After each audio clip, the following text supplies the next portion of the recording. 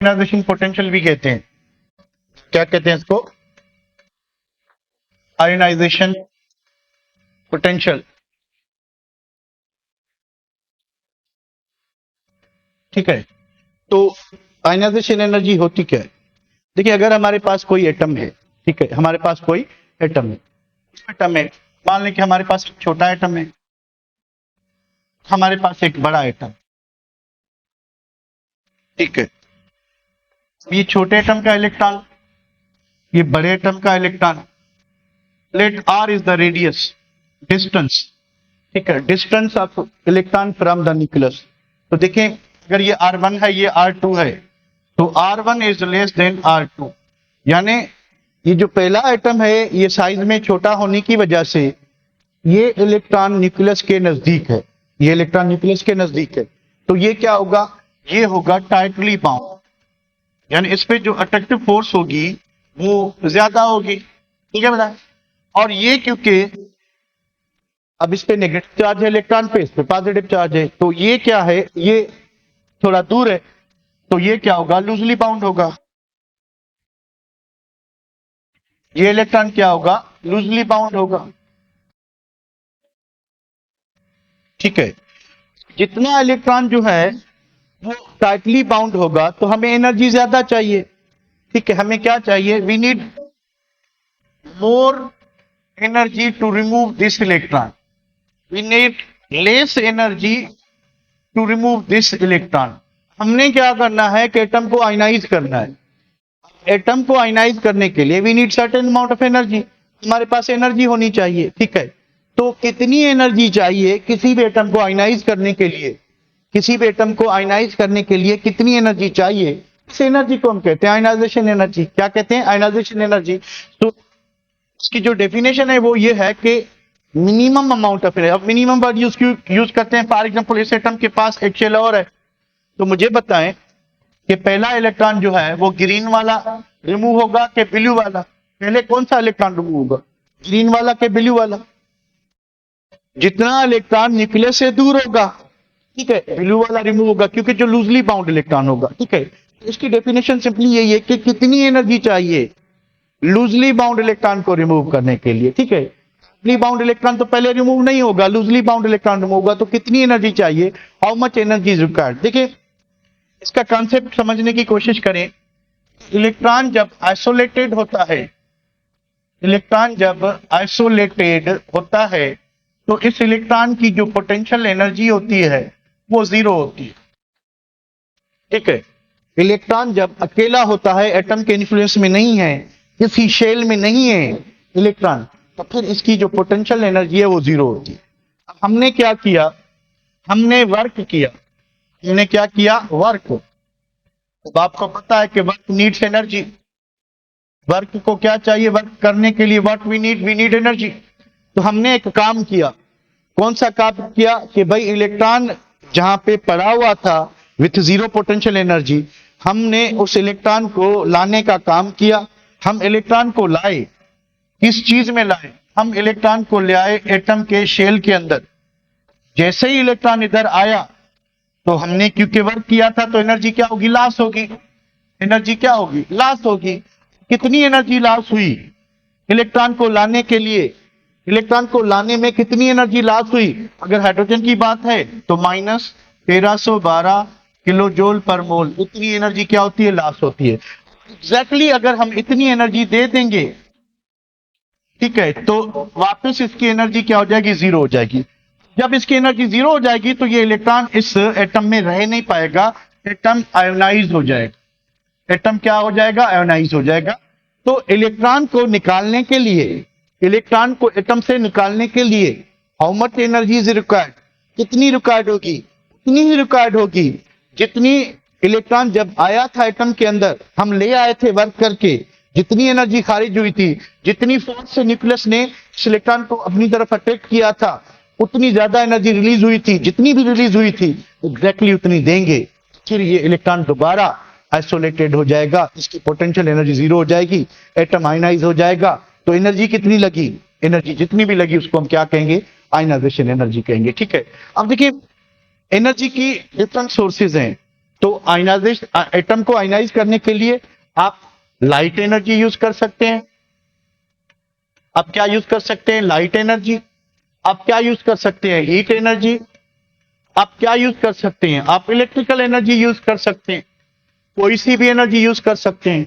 तो अगर आप कोई भी एनर्जी यूज करते हैं, इसके तो जनरल टर्म है आयनाइजेशन एनर्जी। यानी आप इनमें से कोई सी भी एनर्जी यूज करें, light energy, heat energy, electrical energy, ionization energy use कर सकते हैं। पर जनरली देखा यह गया है कि एटम को इलेक्ट्रॉन निकालने के लिए, आयनाइज करने के लिए हम क्या करते हैं? हम डिस्चार्ज ट्यूब में इलेक्ट्रिकल एनर्जी यूज करते हैं, पोटेंशियल डिफरेंस यूज करते हैं। ठीक है, तो अगर आप इलेक्ट्रिकल एनर्जी यूज करते हो, ठीक है, अगर आप इलेक्ट्रिकल एनर्जी यूज करते हो, आप इस टर्म को क्या कहोगे? Ionization potential. So this is not a common term. ये इस तरह से कॉमन टर्म नहीं है आयनाइजेशन एनर्जी की तरह। ये वर्ड आप तब यूज करोगे when electrical energy is used to remove electron. When electrical energy is used to remove electron, term is called ionization potential. If otherwise general term क्या है? आयनाइजेशन। ये बात समझ आ गई बेटा? ये बात समझ आ गई? तो इधर आए। अब क्या चीज है आयनाइजेशन एनर्जी?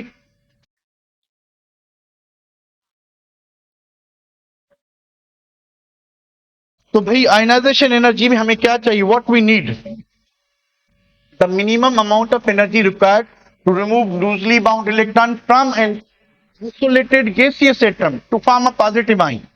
कि भाई अगर एटम अकेला होगा, एटम अकेला है, आइसोलेटेड एटम चाहिए हमें, ठीक है, अकेला होना चाहिए। किसी के साथ अगर कंबाइन होगा तो उसके न्यूक्लियस का भी इलेक्ट्रॉन पे इन्फ्लुएंस होगा।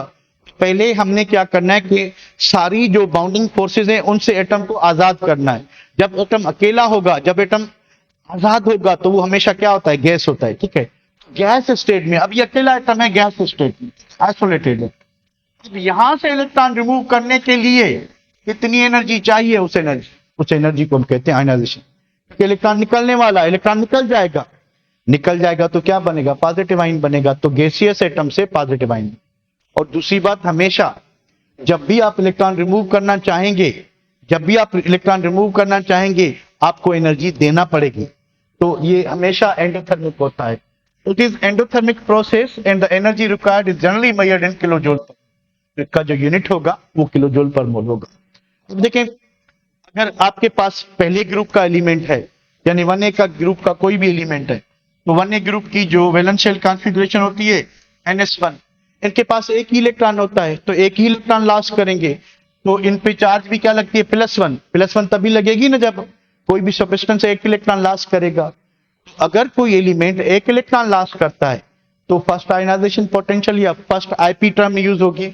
देखिए हमें पता है कि 2A ग्रुप जो है उसकी वैलेंस शेल कॉन्फ़िगरेशन है NH2, उसके पास 2 इलेक्ट्रॉन होते हैं। अगर इसमें एक इलेक्ट्रॉन निकालते हैं तो उसके लिए टर्म यूज होगी फर्स्ट IP। अगर इसी से हम सेकंड इलेक्ट्रॉन भी निकालते हैं तो टर्म क्या होगी? Second IP। For the same reason we know that जो 3A ग्रुप वाले एलिमेंट होते हैं, ठीक है, इनके पास तो NH2 NP1 3 इलेक्ट्रॉन होते हैं। ठीक है, तो फर्स्ट IP क्या होगी? फर्स्ट IP का मतलब है amount of energy required to remove first electron. के एलिमेंट से हमने जो पहला इलेक्ट्रॉन निकाला उसके लिए कितनी एनर्जी चाहिए? वो फर्स्ट IP। फिर इसके पास तो 3 इलेक्ट्रॉन है एलिमेंट के पास, क्योंकि ये तीसरे ग्रुप का है। ठीक है, तो जब हम सेकंड इलेक्ट्रॉन निकालेंगे तो उसको सेकंड IP कहेंगे। सेकंड इलेक्ट्रॉन को निकालने के लिए जो एनर्जी चाहिए, अब इसके पास तीसरा इलेक्ट्रॉन भी है उसी शेल के अंदर, इसको हम कहेंगे थर्ड IP जब हम इसका तीसरा इलेक्ट्रॉन निकालेंगे। पर एक चीज आपको जहन में लगानी है, वो क्या? देखिए ये न्यूट्रल एटम, हमने क्या किया कि इसका इलेक्ट्रॉन हमने निकाल दिया, यहां से इलेक्ट्रॉन निकल गया तो इसके न्यूक्लियस में एक पॉजिटिव चार्ज बढ़ जाएगा। जब से एक इलेक्ट्रॉन निकल जाएगा तो इसके न्यूक्लियस में एक पॉजिटिव चार्ज बढ़ जाएगी। अब ये जो इलेक्ट्रॉन्स होते हैं, इनको अट्रैक्ट करने वाला ये न्यूक्लियस होता है। इलेक्ट्रॉन्स को अट्रैक्ट करने वाला न्यूक्लियस होता है। जितनी न्यूक्लियस के अंदर पॉजिटिव चार्जेस बढ़ती जाएंगी, ठीक है, तो ये जो इलेक्ट्रॉन्स हैं इन पे जो अट्रैक्टिव फोर्स है वो क्या होगी? बढ़ेगी कि कम होगी? वो क्या होती जाएगी, बढ़ती जाएगी कि कम होती जाएगी, इंक्रीज होती जाएगी। तो इस वजह से ठीक है क्या होता है कि फर्स्ट आईपी यानी पहला इलेक्ट्रॉन निकालने के लिए जो एनर्जी चाहिए वो हमेशा कम होती है, always smaller then second IP, second is always smaller than third IP. तो पहला इलेक्ट्रॉन बहुत इजीली रिमूव हो जाएगा, दूसरा इलेक्ट्रॉन निकालने के लिए हमें ज्यादा एनर्जी चाहिए, तीसरे के लिए और ज्यादा चाहिए, ठीक है। तो first IP is always smaller than second और second is always smaller than third IP. ये बात समझ आ रही है बेटा, ये बात समझ आ रही है? फिर आगे चलते हैं। Have you got this point? Okay, आ गई समझ? ओके बेटा, चले उसके बाद मैं इसको हटाता हूं जरा। आयनाइजेशन एनर्जी पे कौन से फैक्टर्स हैं जो अफेक्ट करते हैं, कौन से फैक्टर्स हैं जिस पे आयनाइजेशन एनर्जी डिपेंड करती है या वो उस पे असर न डाले? सबसे पहला एटॉमिक रेडियस है। देखिए हमारे पास वन बाय वन इधर एक्सप्लेन करते हैं। ग्रुप में मूव कर रहे हैं, वी नो दैट ग्रुप में एटॉमिक का रेडियस बढ़ता जाता है। क्यों बढ़ता है? वी नो दैट शेल्स बढ़ते हैं, ठीक है।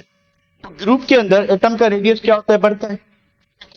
अब देखिए आप, ये न्यूक्लियस और ये valence electron, nucleus valence electron, nucleus valence electron, nucleus valence electron.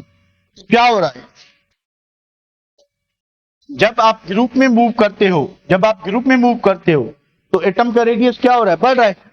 तो वैलेंस इलेक्ट्रॉन न्यूक्लियस से क्या हो रहा है? दूर हो रहा है। वैलेंस इलेक्ट्रॉन क्या हो रहा है? दूर हो रहा है। तो अट्रैक्टिव फोर्स जो है वो न्यूक्लियर चार्ज की, न्यूक्लियस की जो गिरफ्त है इलेक्ट्रॉन पे वो क्या हो रही है? कम हो रही है। तो बताएं कि आयनाइजेशन एनर्जी का जो ग्रुप में ट्रेंड है while moving from top to bottom, increase होना चाहिए कि डिक्रीज होना चाहिए? डिक्रीज होगा। बिल्कुल सही बेटा। क्या होगा? तो जब आप ग्रुप में मूव करेंगे, जब आप ग्रुप में मूव करेंगे तो आयनाइजेशन एनर्जी कम होती जाएगी। क्यों? कि एटॉमिक रेडियस बढ़ रहा है। क्यों? कि एटॉमिक रेडियस बढ़ रहा है। एटम का रेडियस बढ़ने से वैलेंस इलेक्ट्रॉन न्यूक्लियस से दूर जाता जाएगा, जितना वो दूर जाएगा उतना अट्रैक्टिव फोर्स न्यूक्लियस की कम होगी, तो इलेक्ट्रॉन इजिली क्या हो जाएगा? रिमूव हो जाएगा। ठीक है बेटा। तो ये जो फर्स्ट एलिमेंट होगा ग्रुप का उसकी क्या होगी? हाईएस्ट आयनाइजेशन एनर्जी होगी और जो लास्ट होगा उसकी लोएस्ट होगी। ये बात क्लियर है? ठीक है। जब आप, दूसरा फैक्टर है न्यूक्लियर चार्ज।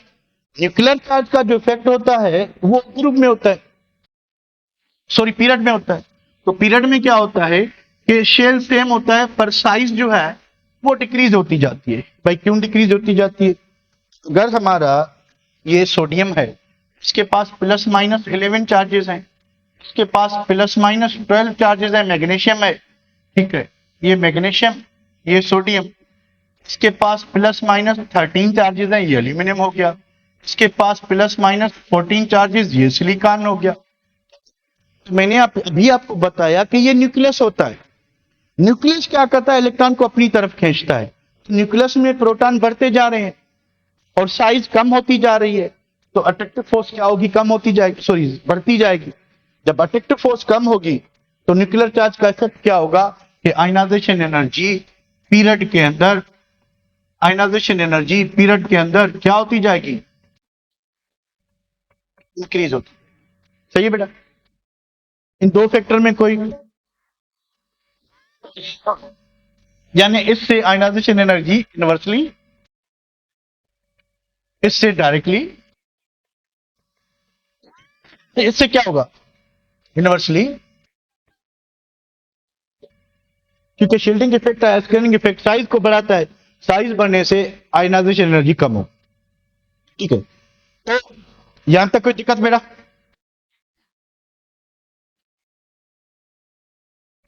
प्लस माइनस का मतलब है कि 12 प्रोटॉन 12 इलेक्ट्रॉन। ठीक है। तो जितने न्यूक्लियस में पॉजिटिव चार्जेस बढ़ रही हैं, न्यूक्लियस के बाहर इलेक्ट्रॉन बढ़ रहे हैं, तो according to Coulomb's law magnitude of opposite charges बढ़ रहा है तो क्या होगा कि अट्रैक्टिव फोर्स बढ़ेगी। ठीक है बेटा? इसको मिटाऊं, मैं हटाऊं?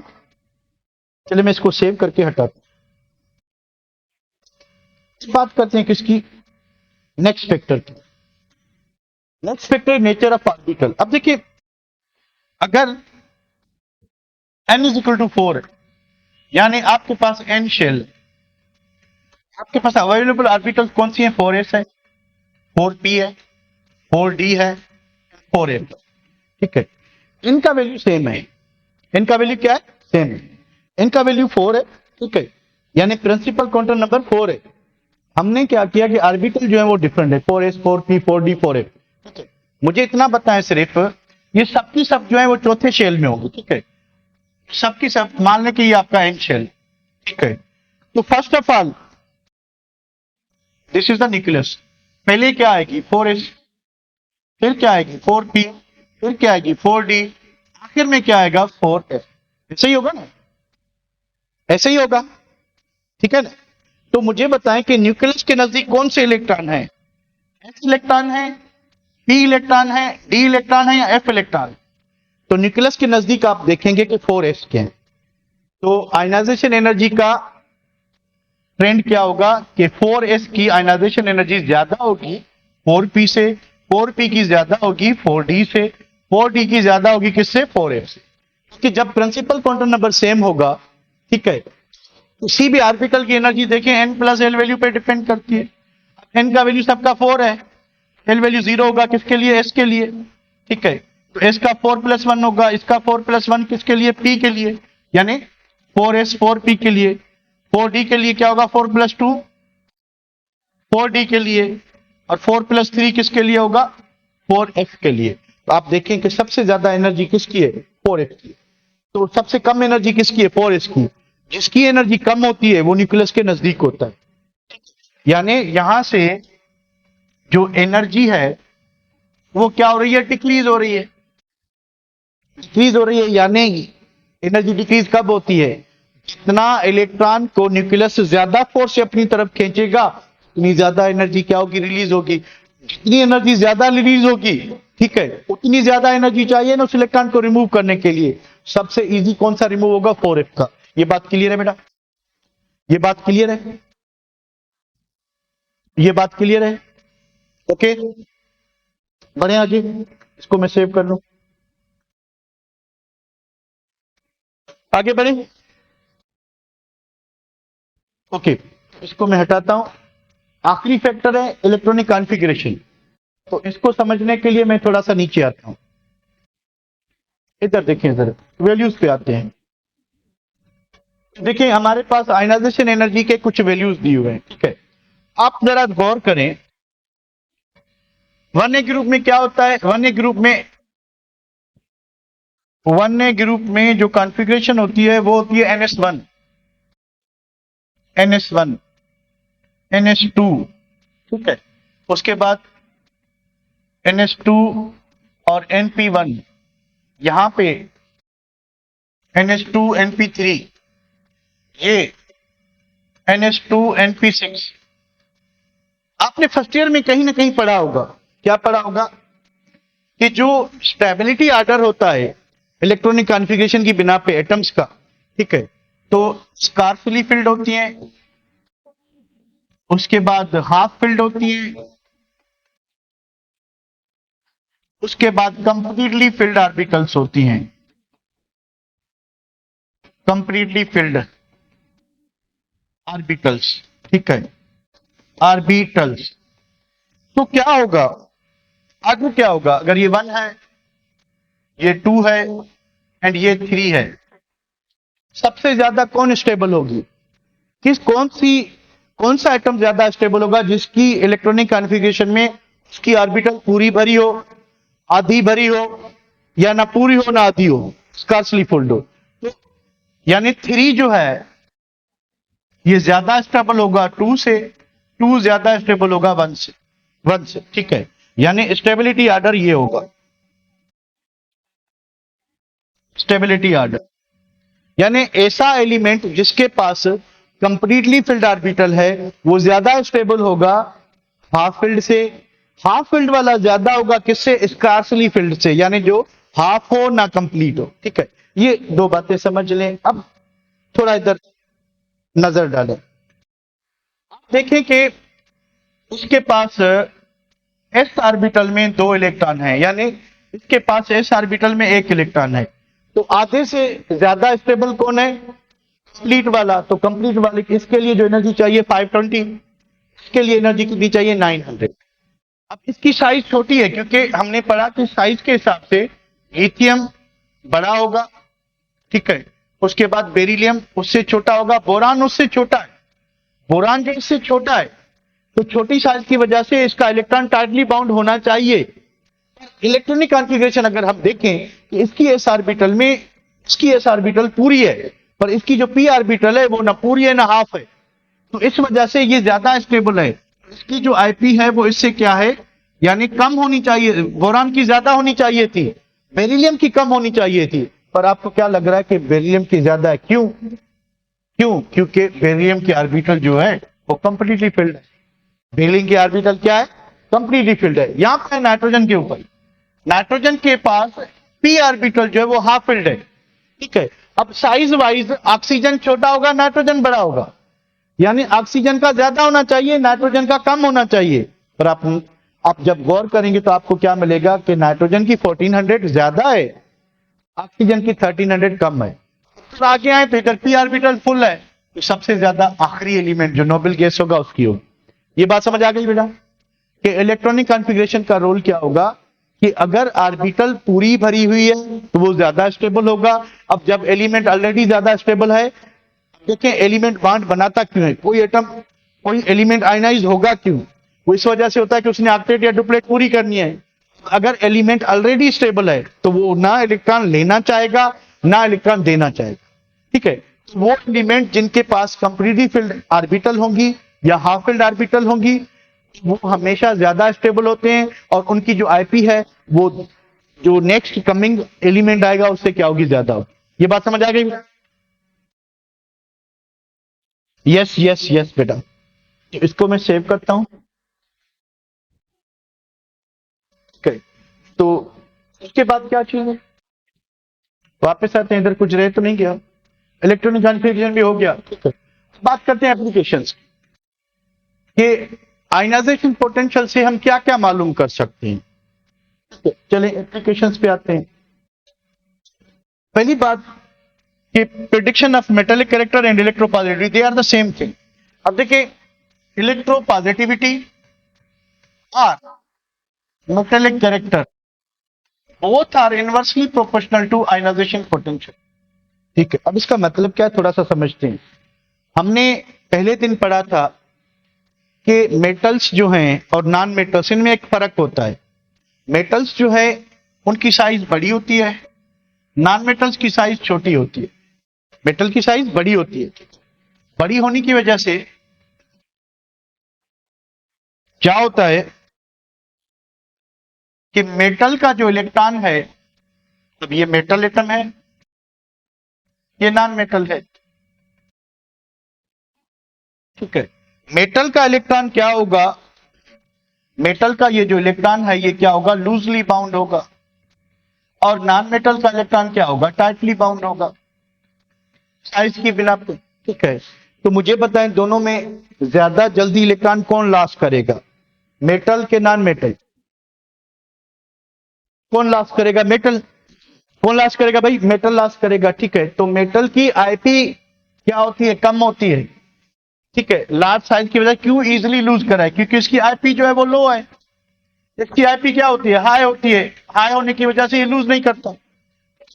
तो इलेक्ट्रोपॉजिटिविटी और मेटेलिक कैरेक्टर मींस के एलिमेंट कितना जल्दी इलेक्ट्रॉन दे सकता है, एलिमेंट कितना जल्दी इलेक्ट्रॉन दे सकता है, ठीक है। Is by which an element can lose electron, कितना जल्दी दे सकता है आईपी पे डिपेंड करेगा, बट इनवर्सली प्रोपोर्शनलिटी है। तो जितनी कम आईपी होगी, जितनी कम आईपी होगी उसका मेटेलिक कैरेक्टर इलेक्ट्रोपॉजिटिविटी ज्यादा होगी। तो भाई मेटेलिक कैरेक्टर, आप अगर ग्रुप में मूव करते हो तो बताएं मेटेलिक कैरेक्टर क्या हो रहा है? मेटेलिक कैरेक्टर आर आईपी बढ़ रही है, इंक्रीज हो रही है, ठीक है। तो मेटेलिक कैरेक्टर आर आपकी इलेक्ट्रोपॉजिटिविटी क्या हो रही है? बढ़ रही है। क्यों बढ़ रही है? आईपी डिक्रीज हो रही है। तो हम प्रेडिक्ट कर सकते हैं आयनाइजेशन पोटेंशियल से अगर किसी एलिमेंट का आयनाइजेशन पोटेंशियल बहुत कम है तो वो मेटल होगा, उसकी इलेक्ट्रोपॉजिटिविटी ज्यादा होगी। ये बात समझ आ रही है? जल्दी बताएं बेटा, इसमें कोई दिक्कत? कोई परेशानी? बताओ इसको मैं। तो इलेक्ट्रोपॉजिटिविटी और metallic character inverse of ionization potential. जितना आयनाइजेशन पोटेंशियल कम होगा तो मेटालिक कैरेक्टर और इलेक्ट्रोपॉजिटिविटी क्या होगी? ज्यादा होगी। यानी metallic character top to bottom increase होगा, लेफ्ट टू राइट क्या होगा? डिक्रीज होगा। लेफ्ट टू राइट क्या होगा? यानी मेटालिक कैरेक्टर और आपका जो इलेक्ट्रोपॉजिटिविटी है वो लेफ्ट टू राइट डिक्रीज होगा।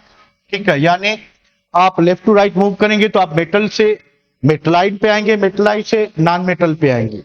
अगर आप टॉप टू बॉटम मूव करते हैं तो आप इस साइड पे आएंगे तो सारे मेटल मिलेंगे, अगर इस साइड पे आएंगे पी ब्लॉक एलिमेंट में तो नॉन मेटल से शुरुआत होगी, नॉन मेटल के बाद मेटल आएंगे, सॉरी मेटलाइट आएंगे, मेटलाइट के नीचे क्या आएंगे? मेटल आएंगे। तो जितना आईपी ग्रुप में क्योंकि कम होती जाएगी तो मेटालिक कैरेक्टर क्या हो जाएगा? बढ़ता जाएगा। इसके बाद कोई कोई प्रॉब्लम बेटा? Is it clear? Is it clear? Okay, आवाज सही है बेटा? किसको आवाज का इश्यू है? अपना मोबाइल देख लें बेटा, यहां से आवाज क्लियर है। उसके बाद क्या चीज है? Prediction of number of valence electron. चलो इसको मैं आपको बताता हूं कि हम ना सिर्फ ये बता सकते हैं, ठीक है, ना सिर्फ ये बता सकते हैं कि एलिमेंट का मेटालिक कैरेक्टर या इलेक्ट्रोपॉजिटिविटी क्या होगी, उसके अलावा हम ये भी बता सकते हैं कि एलिमेंट के पास वैलेंस इलेक्ट्रॉन कितने हैं। अगर हमें आयनाइजेशन एनर्जी की वैल्यूज पता है, इधर देखें इधर, तो सोडियम हमें पता है कि sodium belongs to one group, पहले ग्रुप से बिलोंग करता है, ठीक है, तो उसके पास एक वैलेंस इलेक्ट्रॉन है। तो हमने पढ़ा था कि फर्स्ट आईपी जो है वो कम होती है किससे? सेकंड से।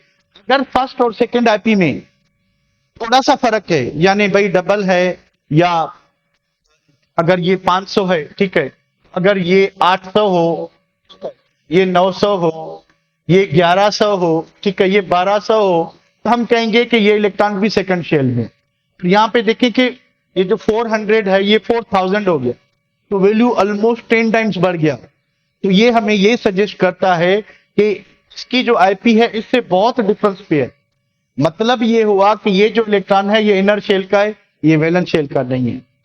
तो अगर आपके पास मिसाल तो एल्यूमिनियम के केस में देखें, एल्यूमिनियम की फर्स्ट कितनी है? अराउंड 600, 3 टाइम्स ग्रेटर देन, उसके बाद जो है थोड़ी सी और ज्यादा है, फिर अगर फोर्थ पे आए तो 11,000 हो गई, ठीक है, तो ये वैल्यू बहुत ज्यादा है।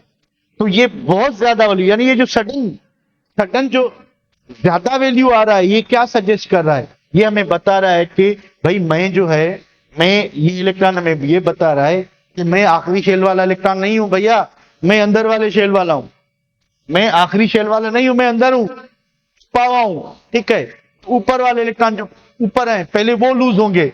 तो ये फर्स्ट आईपी देखें कम है, सेकंड आईपी उससे ज्यादा, थर्ड आईपी उससे ज्यादा, पर थर्ड और फोर्थ में बहुत ज्यादा डिफरेंस आ गया। जब भी आयनाइजेशन एनर्जी में ज्यादा डिफरेंस आ जाए, देखें ऑलमोस्ट 500, इधर कितना है? ऑलमोस्ट 4000, अब 100,000 में पर बहुत ज्यादा हो गया। तो यानी ये जो इलेक्ट्रॉन जब बहुत ज्यादा डिफरेंस आ जाए तो वो इलेक्ट्रॉन वैलेंस शेल का नहीं है। ये बात समझ आ रही है बेटा? ये बात समझ आ गई आपको? यू गॉट दिस पॉइंट कि आप आयनाइजेशन एनर्जी की वैल्यूज मिले हों तो आप क्या कहते हैं कि कैसे प्रेडिक्ट करेंगे कि एलिमेंट के पास वैलेंस इलेक्ट्रॉन कितने हैं? भाई ये भी ठीक था, वैलेंस था, ये भी वैलेंस था, ये भी वैलेंस था, और ये बहुत डिफरेंस पे ये नहीं है, तो एल्यूमिनियम के पास 3 वैलेंस इलेक्ट्रॉन है। तो इस तरह से हम प्रेडिक्ट कर सकते हैं। ठीक है बेटा, इसको मैं बताता हूं। उसके बाद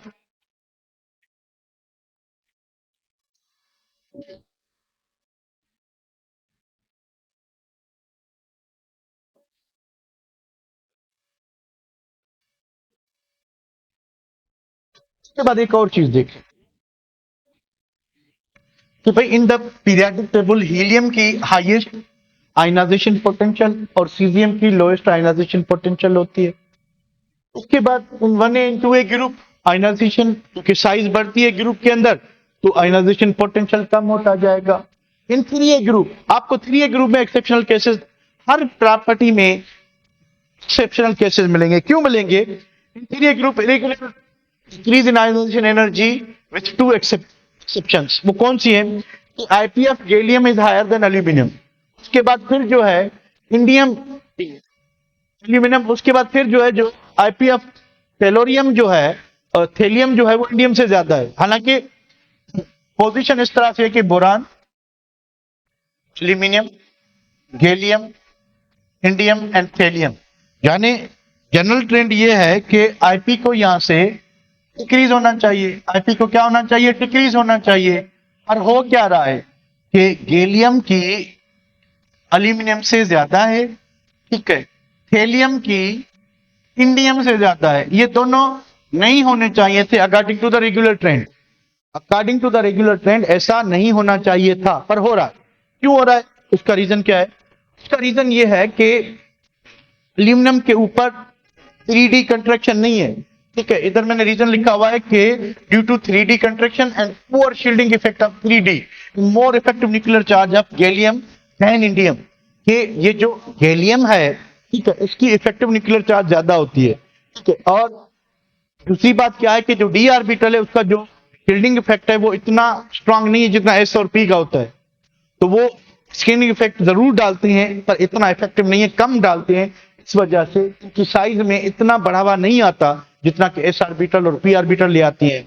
इस वजह से इसकी जो गैलियम की साइज है वो एल्यूमिनियम से छोटी है, ठीक है। गैलियम के न्यूक्लियस में प्रोटॉन तो ज्यादा है क्योंकि शेल तो बड़ा, रेडियस बढ़ना चाहिए था, रेडियस हो गया कम।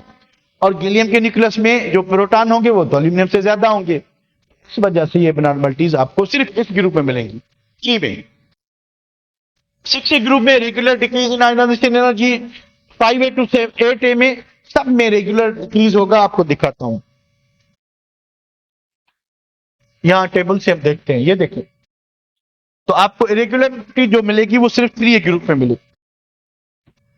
देखिए 1A में यहां से डिक्रीज होता जाएगा एंड कंटिन्यूसली डिक्रीज, कोई एबनॉर्मलिटी नहीं। 520, 490, 420, 400, 380, 900, 730, 590, 550, 500। यहां से बिगाड़ शुरू होगा, यहां से तीसरे group. Reason is the same. देखें एल्यूमिनियम की 577, गैलियम की 580, यानी गैलियम की कम होनी चाहिए थी और उसकी ज्यादा। Reason poor shielding effect of d orbital, ठीक है, और मोर इफेक्टिव न्यूक्लियर चार्ज। उसके बाद इंडियम की ज्यादा होनी चाहिए थी, थेलियम की कम होनी चाहिए थी, पर किसकी ज्यादा है? थेलियम की ज्यादा है। थोड़ा सा इफेक्ट इधर भी आपको मिलेगा इस दो पेयर में। बाकी यहां पे आपको वही ट्रेंड मिलेगा, जनरल ट्रेंड, कि आईपी जो है इन ग्रुप में कंटिन्यूसली 1400, 1000, 900, 800, 800, 830, 800 डिक्रीज मिलेगा, ठीक है। पीरियड में मैंने आपको ऑलरेडी बताया कि पीरियड में आप देखें बेरिलियम की कितनी है? 900, बोरान की कितनी है? 800।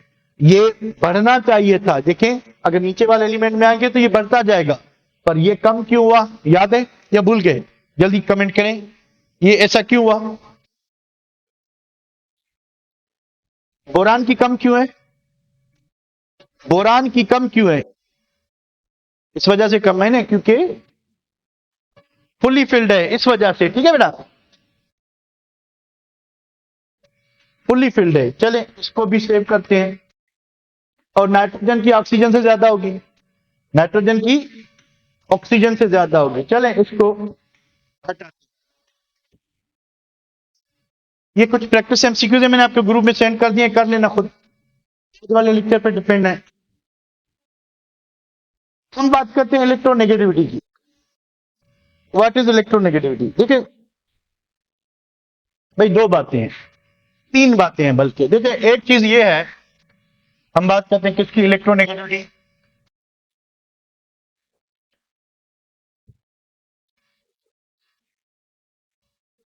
पहली बात ये है, ये एक एटम है, ठीक है, ये इसका इलेक्ट्रॉन, हम इलेक्ट्रॉन को निकालना चाहते हैं। अब इलेक्ट्रॉन को निकालने के लिए what we need energy. The energy is called ionization energy. Atom से इलेक्ट्रॉन को निकालना है, आयनाइजेशन एनर्जी कहते हैं, ठीक है। क्या चीज है भाई? न्यूक्लियस, एटम का अपना इलेक्ट्रॉन, एटम कहीं और से इलेक्ट्रॉन लेना चाहता है, तो जब हम ये एक्स्ट्रा इलेक्ट्रॉन ऐड करेंगे, एक्स्ट्रा इलेक्ट्रॉन क्या करेंगे, ऐड करेंगे। भाई जैसे ही इलेक्ट्रॉन इधर आएगा तो न्यूक्लियस इसको अट्रैक्ट करेगा, उससे एनर्जी क्या होगी, खारिज होगी। इसको कहते हैं इलेक्ट्रॉन एफिनिटी। ठीक है, तो एटम को निकालने के लिए जो एनर्जी चाहिए that is called ionization energy. ठीक है, एटम में आप एक्स्ट्रा इलेक्ट्रॉन ले आए, एक्स्ट्रा इलेक्ट्रॉन को न्यूक्लियस ने अट्रैक्ट किया। ठीक है, दो बातें हैं, न्यूक्लियस ने अट्रैक्ट किया और ऑलरेडी इलेक्ट्रॉन ने रिपेल किया। अगर अट्रैक्टिव फोर्स ज्यादा है तो इलेक्ट्रॉन एफिनिटी क्या होगी, एक्सो होगी। अगर इलेक्ट्रॉन की रिपल्सिव फोर्स ज्यादा है तो फिर क्या होगी, एंडो होगी। दोनों बातें हो सकती हैं। आयनाइजेशन पोटेंशियल हमेशा एंडोथर्मिक होता है, पर इलेक्ट्रॉन एफिनिटी एंडो भी होती है, एक्सो भी होती है। इन मेजॉरिटी ऑफ केसेस एक्सो होती है, ज्यादातर केसेस में क्या होता है, एक्सो होती है। पर कुछ ऐसे केसेस हैं जहां पे हमने आयनाइजेशन पोटेंशियल का जो ट्रेंड पढ़ा था, ठीक है, जहां जहां एबनॉर्मलिटी आ रही है वहां पे इलेक्ट्रॉन एफिनिटी जो है वो एंडो होगी, वरना क्या होगी, एक्सो होगी। इसको हम कल देखेंगे। दूसरी बात क्या है, एक एटम है, उसने दूसरे एटम के साथ एक पेयर शेयर किया। ठीक है, पेयर को अपनी तरफ खींचने का पावर कितना है, खींचने का, ना अट्रैक्ट करने, ना ऐड करने का इलेक्ट्रॉन, ना लॉस करने का, सिर्फ खींचने का पावर कितना है, इसको कहते हैं इलेक्ट्रोनेगेटिव। ठीक है, तो the power of an element to attract shared pair of electron towards itself, atom कितने पावर से अपनी तरफ इलेक्ट्रॉन खींचता है, इसको इलेक्ट्रोनेगेटिविटी कहते हैं। एलिमेंट कितना जल्दी इलेक्ट्रॉन देता है, आयनाइजेशन एनर्जी कहते हैं। एलिमेंट कितना जल्दी इलेक्ट्रॉन लेता है, इसको इलेक्ट्रॉन एफिनिटी कहते हैं। खींचने को इलेक्ट्रोनेगेटिविटी, देने को आयनाइजेशन पोटेंशियल और लेने को इलेक्ट्रॉन एफिनिटी कहते हैं। ठीक है बेटा, चलें इधर है। तो what is electronegativity? Power of an atom to attract shared pair of electron towards itself is called electronegativity. क्योंकि ये रेशो होता है इसलिए इसका कोई यूनिट नहीं होता। कंपैरिजन करते हैं, ठीक है भाई, एक एलिमेंट हाइड्रोजन है, ठीक है, उसकी कंपैरिजन करेंगे क्लोरीन से, तो कंपैरिजन में डिवीजन होती है और इस वजह से यूनिट कैंसिल हो जाए। इन पीरियोडिक टेबल फ्लोरीन, अच्छा हम जो टेबल यूज करते हैं वो जो भाई उसका नाम है लिनस पॉलिंग, पॉलिंग की स्केल यूज करते हैं, और पॉलिंग स्केल में chlorine highest electronegative element, caesium कम से कम। उसके बाद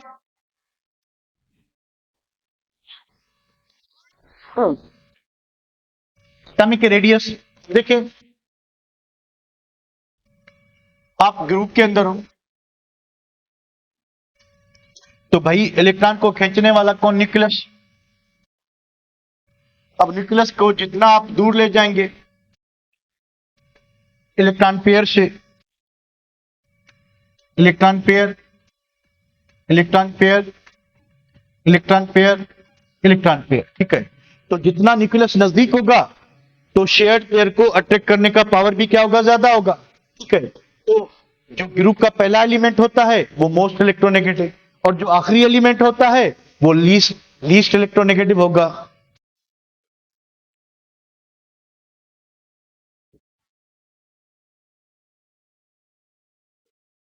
अब मुझे टेक्स्ट कर दे, मैं आपको ग्रुप में ऐड करता हूं बेटा।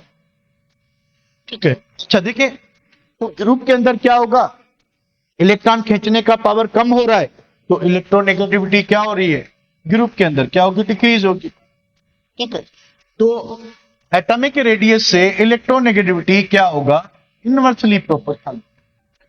न्यूक्लियर चार्ज का इफेक्ट होता है पीरियड में, भाई पीरियड में मूव करते हो, पीरियड में आप जा रहे हो, जा रहे हो, जा रहे हो, जा रहे हो, क्या हो रहा है, हो ये रहा है कि एटम छोटा पड़ रहा है, न्यूक्लियर चार्ज बढ़ती जा रही है, न्यूक्लियस को इलेक्ट्रॉन नजदीक आ रहे हैं, तो इलेक्ट्रॉन खींचने का पावर भी क्या होता जाएगा, बढ़ता जाएगा। तो इलेक्ट्रोनेगेटिविटी जो है वो पीरियड के अंदर क्या होती जाएगी, इंक्रीज होती जाएगी। पीरियड के अंदर इलेक्ट्रोनेगेटिविटी इंक्रीज होती जाएगी और ग्रुप के अंदर क्या होती जाएगी, ढलती जाएगी, डिक्रीज होती जाएगी। ठीक है बेटा, अच्छा उसके बाद स्क्रीनिंग शील्डिंग इफेक्ट का इफेक्ट यही है जो आपका ये है, क्या कहते हैं, एटम के रेडियस का जो इफेक्ट। ये क्या चीज है, हम इलेक्ट्रोनेगेटिविटी से क्या प्रेडिक्ट कर सकते हैं, nature of chemical bond. Nature of chemical bond के बारे में हम प्रेडिक्ट कर सकते हैं कैसे, one and two group element जो है उसकी जो इलेक्ट्रोनेगेटिविटी है वो डिक्रीज होगी। इसको मैं एक मरतबा सेव कर लूं।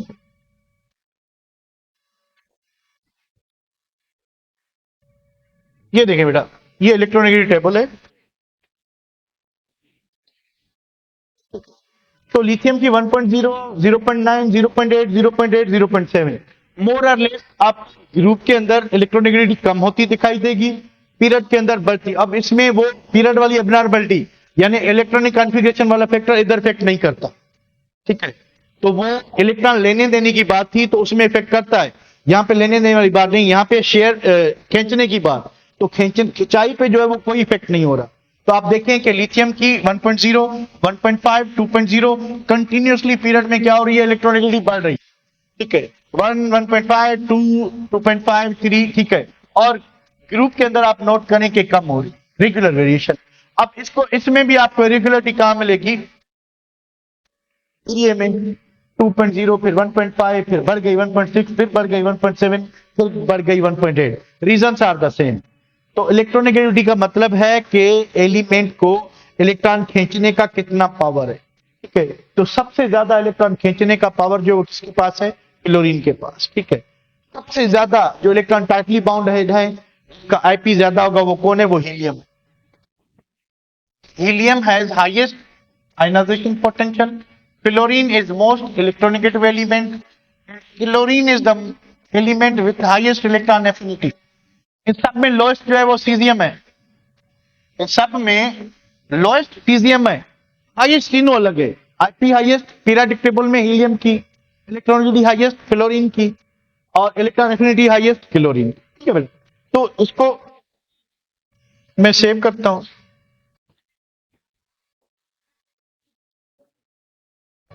थोड़ा सा इधर आते हैं।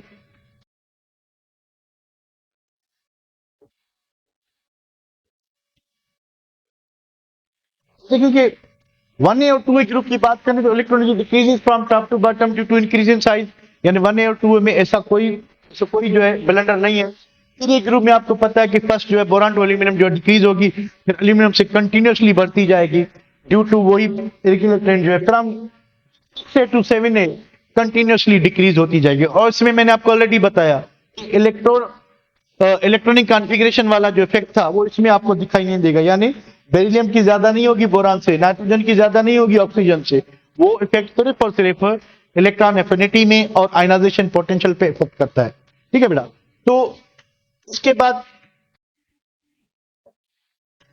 Prediction of nature of bond में कैसे हेल्प करता है। इलेक्ट्रॉन एफिनिटी वैसे तो सिलेबस में नहीं है, कल हम इसको 2 मिनट कर लेंगे, ठीक है, या इवन भी कर लेते हैं, ठीक है। तो इलेक्ट्रॉन एफिनिटी में यह है कि आपके पास एक एटम है, उसके पास अपना इलेक्ट्रॉन है, ठीक है।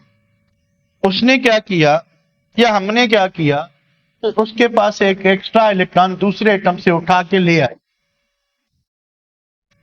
अब ले आए तो 2 पॉसिबिलिटीज हैं। कौन सी 2 पॉसिबिलिटीज, एक ए पॉसिबिलिटी ये है कि इस इलेक्ट्रॉन को न्यूक्लियस अपनी तरफ खींचेगा, बी पॉसिबिलिटी ये है कि इस इलेक्ट्रॉन को ये जो ऑलरेडी प्रेजेंट इलेक्ट्रॉन है ये रिपेल करेगा। अब देखना ये पड़ेगा कि न्यूक्लियस की अट्रैक्टिव फोर्स ज्यादा है या ऑलरेडी प्रेजेंट इलेक्ट्रॉन की रिपल्सिव फोर्स ज्यादा है। अगर रिपल्सिव फोर्स ज्यादा होगी तो एलिमेंट इलेक्ट्रॉन ले नहीं पाएगा, अगर अट्रैक्टिव फोर्स न्यूक्लियस की ज्यादा होगी तो एलिमेंट इलेक्ट्रॉन इजिली ले जाएगा। तो जब इजिली ले जाएगा, अगर इलेक्ट्रॉन इजिली आता है तो एनर्जी क्या होगी, रिलीज होगी, ठीक है। अगर जो इलेक्ट्रॉन ऑलरेडी प्रेजेंट है उसकी रिपल्सिव फोर्स ज्यादा है, फिर क्या होगा, फिर एलिमेंट इलेक्ट्रॉन जबरदस्ती घुसाने के लिए हमें एनर्जी देनी पड़ेगी, ठीक है, हमें एनर्जी देनी पड़ेगी। तो इलेक्ट्रॉन एफिनिटी जो वो दोनों वैल्यू थे, amount of energy released or absorbed when extra electron is added to oxygenated this atom, यानी जब हम एक्स्ट्रा किसी और एटम का इलेक्ट्रॉन लाके इसमें डालेंगे उस वक्त चेंज इन एनर्जी क्या होगा, उसको इलेक्ट्रॉन एफिनिटी कहेंगे। तो मैंने आपको बताया कि देयर आर 2 पॉसिबिलिटीज, अगर न्यूक्लियस ज्यादा फोर्स से अट्रैक्ट करता है तो एनर्जी लॉस होगी, एक्सोथर्मिक वैल्यू होगा, नेगेटिव वैल्यू होगा इलेक्ट्रॉन एफिनिटी का, जितना ज्यादा नेगेटिव होगा उतना एलिमेंट ज्यादा ऑक्सीडाइजिंग एजेंट होगा, उसको इलेक्ट्रॉन लेने का पावर उतना ज्यादा होगा, ये क्लोरीन है, पीरियोडिक टेबल में ये क्लोरीन है, ठीक है। अच्छा, उसके बाद क्या होगा, अगर अगर जो ऑलरेडी प्रेजेंट इलेक्ट्रॉन है वो आने वाले इलेक्ट्रॉन को रिपल्सिव फोर्स उनकी ज्यादा है, फिर हमें एक्स्ट्रा एनर्जी देनी पड़ेगी। अच्छा, उसके बाद क्या चीज है कि इट में भी एंडोथर्मिक एक्सोथर्मिक, एंडो भी हो सकता है। ये दोनों केसेस मैंने, एंडो तब होगा जब रिपल्सिव फोर्स ज्यादा होगी किससे, अट्रैक्टिव से। एक्सो कब होगा, जब अट्रैक्टिव ज्यादा होगी रिपल्सिव फोर्स से। दोनों पॉसिबल है। यूनिट वही होगा किलो जूल पर मोल। Those elements having stable electronic configuration, जो हमने इलेक्ट्रॉनिक कॉन्फ़िगरेशन का देखा था किस पे, आयनाइजेशन पोटेंशियल पे, जहां जहां पे था सेकेंड ए ग्रुप और उसके बाद 3a ग्रुप, इनके जो वैल्यूज हैं वो एंडोथर्मिक होंगे। वो क्योंकि ऑलरेडी उनकी इलेक्ट्रॉनिक कॉन्फ़िगरेशन स्टेबल है, वो ना लेना चाहते हैं ना देना। अच्छा, फैक्टर्स कौन से हैं, एटॉमिक रेडियस, ये सेम फैक्टर है। देखिए, अगर छोटा एटम है, अगर बड़ा एटम, तो छोटे एटम में इलेक्ट्रॉन आप ऐड करोगे, छोटे एटम में अगर इलेक्ट्रॉन ऐड करोगे ज्यादा फोर्स से अट्रैक्ट करेगा, ज्यादा एनर्जी खारिज करेगा। बड़े एटम में इलेक्ट्रॉन ऐड करोगे वो भी अट्रैक्ट करेगा पर कम एनर्जी खारिज करेगा, ये क्या करेगा, ज्यादा है। तो इलेक्ट्रॉन एफिनिटी भी वही फैक्टर्स हैं, ठीक है। हाँ, इसका इलेक्ट्रॉनिक कॉन्फ़िगरेशन वाला स्टेप मैं आपको बताऊं। Application, it is measure of ability of element to oxidise others and reduce itself. अगर टेबल है तो मैं आपको समझाने की कोशिश, यहाँ पे देखो, ये देखें जरा। तो भाई साइज बढ़ेंगे तो क्या हो रहा है कि आपकी इलेक्ट्रॉन एफिनिटी जो है वो डिक्रीज होगी। क्यों डिक्रीज होगी कि भैया आने वाले इलेक्ट्रॉन जो है वो न्यूक्लियस से दूर जा रहा है। अब जितना दूर जाएगा उतनी अट्रैक्टिव फोर्स कम होगी तो जाहिर है एनर्जी भी कम रिलीज होगी। पर यहां पे देखें, काम वाली बात देखते हैं। अब इसकी क्या है, मोर देन जीरो, यानी इसका वैल्यू क्या है, एंडोथर्मिक, ठीक है। इसकी माइनस में, यानी इसका क्या है, एक्सोथर्मिक। तो यहां पे नाइट्रोजन पे देखें कि मोर देन जीरो, यानी इसका भी क्या है, एंडोथर्मिक। इसका क्या होगा, एंडोथर्मिक। यानी जिसकी ऑलरेडी स्टेबल कॉन्फ़िगरेशन है, जिसकी ऑलरेडी स्टेबल कॉन्फ़िगरेशन है, ठीक है, उनके जो इलेक्ट्रॉन एफिनिटी के वैल्यूज हैं वो पॉजिटिव, यानी वो इलेक्ट्रॉन लेना नहीं चाहते। जब आयनाइजेशन पोटेंशियल की बारी आई थी तो वो देना नहीं चाह रहे थे, उनका आईपी हाई था। हाई का मतलब ये है कि वो देना नहीं चाहते। इलेक्ट्रॉन एफिनिटी जो है जितनी नेगेटिव होगी उतना इजीली लेते हैं, इनकी पॉजिटिव, यानी ये लेना नहीं चाहते।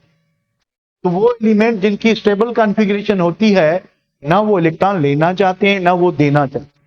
This is all about today's lecture, ठीक है बेटा। चलें, जो क्वेश्चन है आप पूछिए।